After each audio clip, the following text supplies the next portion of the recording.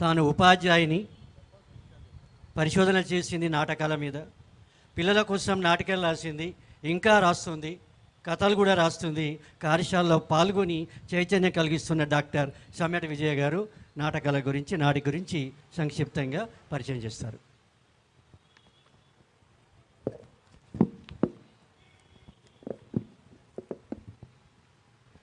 సభా సరస్వతికి నమస్సుమాంజలి. నేను డాక్టర్ సమ్మెట విజయ. నాటక రంగంలో పరిశోధన చేశాను. కథలు, వ్యాసం, ఇతర ప్రక్రియలు ఎన్ని రచించినప్పటికీ నా మనస్సు ఎప్పుడూ కూడా నాటకాల మీద కొట్టుకుంటుంది.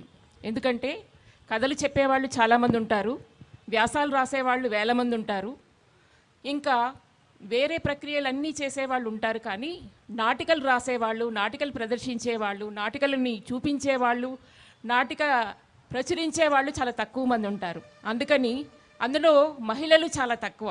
అందుకోసమని నేను ఈ రంగాన్ని ఎంచుకున్నాను. ఇది నాకు ఇష్టమైనటువంటి ఒక ప్రక్రియ మాత్రమే కాదు, ఇది ఒక సజీవ దృశ్య కావ్యం అని చెప్పచ్చు. నాటకం అనేటువంటిది రెండు రకాలుగా ఉంటుంది. ఒకటి రచనాపరంగా ఉంటుంది, రెండవది ప్రదర్శనాపరంగా ఉంటుంది. మనమందరం చూసేది ప్రదర్శన మాత్రమే, కానీ పుస్తక రూపంలో ఉంటే ఆ నాటకం చిరస్థాయిగా నిలిచిపోతుంది అని చెప్పడం కోసమే నేను తెలుగులో నాటక రచన 1990, 2000 అనే 10 ఏళ్ల కాలం తీసుకొని ఆ 10 ఏళ్లలో వచ్చినటువంటి నాటకాలు, నాటక రచయితలు, నాటక దర్శకులు వీళ్ళందరినీ కలిసి వాళ్ళని ఇంటర్వ్యూ చేసిన పరిశోధన అన్నమాట. అయితే నాటకాలు అనేటువంటివి మనందరికీ ఇష్టం. మొట్టమొదట మనందరికీ సినిమాలంటే చాలా ఇష్టం, అవునా కాదా? ఫస్ట్ సినిమా అనగానే ఎక్కడ లేని జనం వచ్చేస్తారు. ఇక్కడ ఈ సభ మీద బాల సాహితీవేత్తలు కాకుండా ఏ సినిమా యాక్టర్లు వస్తే ఈ హాల్ నిండిపోయి అక్కడ మనకి నిలబడడానికి కూడా చోటు ఉండదు. ఆ తర్వాత మహా అంటే సినిమాలు, సీరియళ్ళు చూస్తాం. కానీ నాటకాలు వేస్తున్నారు అంటే కొంతమంది వస్తారేమో, కానీ నాటకం గురించి మాట్లాడుతున్నామంటే కొంత తక్కువ మందే వస్తారు. అందుకని నాటకం పట్ల మనము ఒక విస్తృతమైనటువంటి అవగాహన కలిగించాల్సినటువంటి అవసరం ఉంది. అందుకోసమని ఇప్పుడు మనం ప్రధానంగా ఎదుర్కొంటున్నటువంటి సమస్యలు ఏంటి?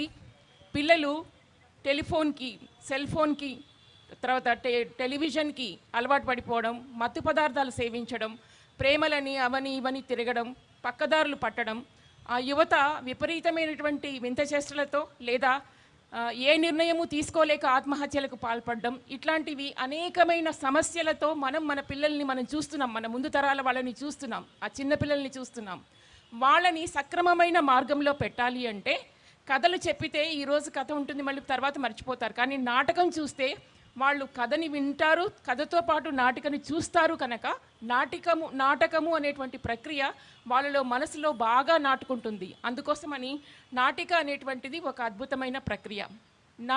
నాటకం ఈ రెండిటికి తేడా ఏంటంటే, నాటిక తక్కువ వ్యవధిలో ఒక 15 నిమిషాలు నుంచి 45 నిమిషాల వరకు ఉండేటువంటి నాటికలు లఘు నాటికలు అంటారు. ఇది ఏకాంకిక అంటారు, 1 యాక్ట్ ప్లే అంటారు. దీనికి ఏమి స్టేజ్ సెట్టింగ్లు మార్చాల్సిన అవసరం లేదు.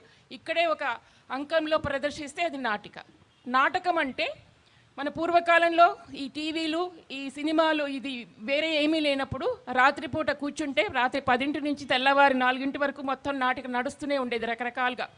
ముఖ్యంగా ఒక సినిమా తీస్తే అనేకమైనటువంటి కట్స్ తోటి, సీన్లతోటి వాటినన్నింటినీ ఎడిట్ చేస్తారు. కానీ ఒక నాటిక అక్కడ కళ్ళ ముందు ఆ డైలాగ్స్ చెప్పడం కానీ, ప్రదర్శించడం కానీ, దాంట్లో వాళ్ళ అభినయ కౌశలం చూపించాలి, సంభాషణ చతురత చూపించాలి, తీసుకున్నటువంటి ఇతివృత్తం బాగుండాలి, శిల్పం బాగుండాలి, ప్రదర్శన బాగుండాలి, స్టేజ్ని ఉపయోగించుకోవడం. నాటకం అంటే ఒక చోటు ఉండి చేసేది కాదు. ఆ స్టేజ్ మీద ముందుకెళ్తున్నామా, వెనక్కి వెళ్తున్నామా, పక్కకి వెళ్తున్నామా, మొత్తం ఉపయోగించుకుంటున్నామా, వాళ్ళని నవ్విస్తున్నామా, ఏడిపిస్తున్నామా, ఆలోచింపజేస్తున్నామా, ఇలాంటి అనేకమైనటువంటి ఆలోచనలకి ఆహ్వానింపచేసేటువంటిది నాటిక.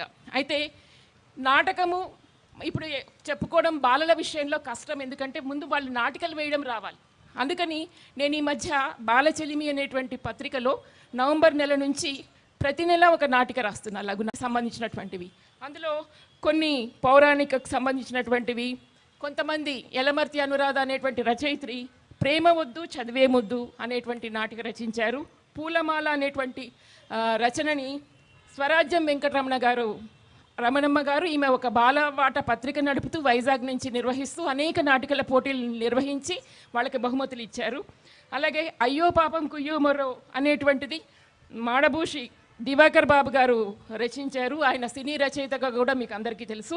డాక్టర్ అమృతలత గారు గోడలకే ప్రాణముంటే అని ఒకటి, తర్వాత చుక్కల లోకం చుట్టొద్దామనేటువంటి నాటిక, ఈ రెండు రచించారు. కిరణ్ బాల గారు కూడా చందమామ రావి అనేటువంటి కథ ఒక నాటికల సంపుటి వెలువరించారు. బాలనాగమ్మకు సంబంధించి మనకందరికి ఇష్టం, బాలనాగమ్మ స్టోరీ తెలుసు కదా, దానికి సంబంధించి మీకు యూట్యూబ్లో చూసినట్లయితే అనేకమైనటువంటి వీడియోలు మనకి కనిపిస్తూ ఉంటాయి. ఇటీవల సురభి సంస్థ వారు భక్త ప్రహ్లాద నాటికను కూడా చాలా అద్భుతంగా ప్రదర్శించారు. పౌరాణిక నాటికలు మీరు చూసినట్లయితే చాలా నాటికలు అందుబాటులో ఉన్నాయి. అలాగే డాక్టర్ చిల్లర భవానీదేవి గారు శ్రవ్య నాటికలు అంటే రేడియో నాటికలు, మామూలుగా మనం కూర్చొని రేడియోలో కూడా నాటికలు విన్నాం, ఇందాక చెప్పారు మన సోదరులు రామకృష్ణ గారు. అలాగా మనము కొన్ని కథల్ని కొన్ని నాటికల్ని మనం వింటాం, రేడియో ద్వారా వింటాము. అలా వినేటువంటి శ్రవ్య నాటికల్ని చిల్లర భవానీదేవి గారు చేశారు. అలా రకరకాలైనటువంటి నాటికల తర్వాత కళామాధవి అని ఒక అమ్మాయి, ఒక టీచర్, ఉపాధ్యాయురాలు పోయిన సంవత్సరం 2024లో ఒక నవ్వండెహే అని ఒక హాస్య నాటికల పుస్తకం వెలువరించారు. అంటే మనకి హాస్యం అంటే చాలా ఇష్టం. యమధర్మరాజు దగ్గరికి వెళ్ళినటువంటి కొంతమంది పిల్లలు వాళ్ళు వెళ్ళి ఎలా చేశారు హాస్యంగా చూపించడం, అది మనకి ఇష్టమైనటువంటి విషయం కదా. అలా దానికి మన తెలుగు విశ్వవిద్యాలయం వైస్ ఛాన్సలర్ అయినటువంటి ఆచార్య వెలిదండ నిత్యానందరావు గారు ముందు మాట రాసి ఆయన చాలా మెచ్చుకున్నారనమాట. మనోరంజనం కలిగించేటువంటి హాస్య నాటికలు అనేవి మన మనుషుల్లో ఉన్నటువంటి ఒత్తిడిని తగ్గిస్తాయి, జనుల జీవితాన్ని ప్రతిబింబించేవి నవరసభరిత నాటికలు. కాబట్టి ఆ నాటకకర్తలే సామాజిక అధ్యాపకులుగా రూపాంతరం చెందుతారని బల్లారి రాఘవ అంటే, ఎంత కష్టంలో ఉన్నవారినైనా హాస్యం ఆహ్లాదపరుస్తుంది, వారి కష్టాన్ని కొంచెం దూరం పారద్రోలి వారి ముఖాన్ని వికసింపచేస్తుంది. అందుకే ప్రజలు వినోదం కోసం పూర్వకాలంలో హాస్య నాటికలు చూసేవారు, వాటిని ప్రోత్సహించేవారు. ఇప్పుడు వాటి అవసరం ఎంతైనా ఉంది అని డాక్టర్ కొండపల్లి నిహారిణి అన్నారు. అలాగే మన వెల్దండ నిత్యానందరావు గారు అన్న మాట నాకు చాలా నచ్చింది. ఏంటంటే నాటికలు సంఘటనాశ్రయం అయినప్పుడు, వాటికి ఆహ్లాదకరమైన సంభాషణలు సమకూరినప్పుడు మరింత రక్తి కలిగిస్తాయి. అవి లేకపోతే సంభాషణలు కూర్పు మీద ఆధారపడి ఆకర్షించాలి అనుకోవడం అతి ప్రయాసకరం. అంటే ఏ నాటిక మనం చూసినా దాంట్లో డైలాగ్స్ కావాలి. మీరు ఒక సినిమా చూసారనుకోండి, అందులో పంచ్ డైలాగ్ ఉంటేనే మనకు ఆ సినిమా నచ్చుతుంది. మీ పిల్లల్ని అడగండి, వాళ్ళ పుస్తకంలో ఒక పాఠం చెప్పమంటే ఒక ముక్క కూడా చెప్పరు, కానీ ఆ పంచ్ డైలాగులు బాగా చెప్తారు, ఎన్నంటే అని చెప్తారు. అవునా కాదా? మీరు గమనించారా లేదా? కనుక సంభాషణ అనేటువంటిది నాటకంలో ముఖ్యము. అలాగే కె శాంతారావు గారు ఇటీవల రాసినటువంటి పుస్తకం మణిహారం అనేటువంటిది, ఆన్ స్టేజ్ అనే ఒక పుస్తకం కూడా రాశారు. ఇది బాలల నాటికలకు సంబంధించి మణిహారం అనేటువంటిది రాశారు. వల్లూరి శివప్రసాద్ గారు 2 చేతులు అనే బాలల నాటికల పుస్తకం రాశారు. ఆయన 25 నాటికల పుస్తకాలు విడిగా పెద్దవాళ్ళ కోసం వేసినప్పటికీ చిన్నపిల్లల కోసం మాత్రం 2 చేతులు అనేటువంటి పుస్తకం తీసుకొచ్చారు. ఇలాగా అనేకమైనటువంటి నాటికలు మనకి అందుబాటులో ఉన్నాయి. అయితే తెలంగాణ సాహిత్య అకాడమీ ఇటీవల పిల్లల కోసమని కథలు, నాటికలు, వ్యాసాలు, పోటీలు నిర్వహించి బాల సాహిత్య ప్రపంచం అనే ఒక పుస్తకం ప్రచురించి అందులో బహుమతి పొందినటువంటి రచనల్ని తీసుకొచ్చారు. అలాగే తెలంగాణ మన సారస్వత పరిషత్ నుంచి కూడా ఒక పుస్తకం రచనా కళ అనేటువంటి ఒక పుస్తకం ప్రచురించి పిల్లలకి ముఖ్యంగా వాళ్ళు కథలు ఎలా రాయాలి, నాటికలు ఎలా రాయాలి, కవిత్వం ఎలా రాయాలి, పద్యాలు ఎలా రాయాలి, గేయాలు రాయాలి అని తెలియజేయడం కోసం ఇలాంటి పుస్తకాలు ఉన్నాయి. మీకు నేను ఎందుకు ఈ పుస్తకం చూపిస్తున్నాను అంటే, మీ పిల్లలకి ఇలాంటి పుస్తకాలు ఉన్నాయన్న విషయం తెలియాలి. వాళ్ళు కవిత్వం రాయాలన్నా, పద్యం రాయాలన్నా, పాట పాడాలన్నా, లేకపోతే నాటిక రాయాలన్నా ఈ పుస్తకాలు వాళ్ళకి చాలా కరదీపికలాగా పనికొస్తాయి. ఈ పని మనం కూడా ఇక నుంచి చేసి, నా కోరిక ఒకటే, ఇప్పుడు ఒక సాహితీ విద్వత్ అయినటువంటి మన సాంస్కృతిక శాఖ సంచాలకులు ఇక్కడ మన ఎదురుగుండా ఉన్నారు, డాక్టర్ వేణుగు నరసింహారెడ్డి గారు. వారికి నమస్సులు చెప్తూ నేను ఒక చిన్న విన్నపం, తెలంగాణ సాంస్కృతిక శాఖ ఆధ్వర్యంలో ఈరోజు నాటిక మీద మాట్లాడే అవకాశం నాకు కలిగింది మొట్టమొదటిసారిగా. అందుకు నేను కృతజ్ఞతలు తెలియజేస్తున్నాను. అలాగే బాల సాహిత్యంలో ఇక్కడ ఉన్నటువంటి ప్రతి ఒక్కరూ ఎవరికి వారే దిట్ట. ఉరిమల్ల సునందయ్య కానీ, అమ్మిన శ్రీనివాసరాజు గారే కానీ, గరిపల్లి అశోక్ గారే కానీ, శర్మ గారే కానీ, పైడి రామకృష్ణ గారే కానీ, తమ్ముడు ఉండ్రాల రాజేశమే కానీ, వీళ్ళలో ఎవరిని కదిపినా ఎవరికి వాళ్ళు ఒక స్రష్టలు ద్రష్టలు ఉన్నారు వాళ్ళందరిలోనూ. సో మనకి బాల సాహిత్యానికి కూడా ఒక అవకాశం ఇచ్చి బాలల చేత నాటికలు కథలు చెప్పించే అవకాశము, నాటికలు వేయించే అవకాశము మీరు కలిగించినట్లయితే బాలల తరఫున మా అందరికీ చాలా సంతోషం కలుగుతుంది. బాలలో సంతోషం చూడడం కోసమే మేమంతా ఉన్నాము. మాకు ఈ అవకాశం ఇచ్చినందుకు హృదయపూర్వక కృతజ్ఞతలు తెలియజేస్తూ, నాటికల్ని ఆదరించండి, నాటకల్ని ప్రేమించండి, నాటకల్ని ప్రోత్సహించండి, నాటకం మీ ఇంట్లో పిల్లల చేత వేయించండి.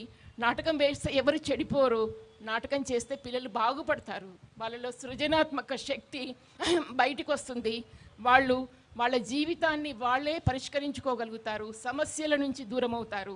ఆ అవకాశం మీరు వారికి ఇవ్వండి, ఇస్తారని నమ్ముతూ సెలవు తీసుకుంటున్నాను. ధన్యవాదాలు. నేటి సినిమాకి నాటి రూపమే నాటిక, నాటకం, జానపదకాలు. నాటకం గురించి, నాటిక గురించి, నాటిక నేపథ్యం గురించి విశేష విజర్పడం వాళ్ళందరినీ కూడా తెలియజేసినటువంటి డాక్టర్ సమ్మెట విజయ గారికి ధన్యవాదాలు.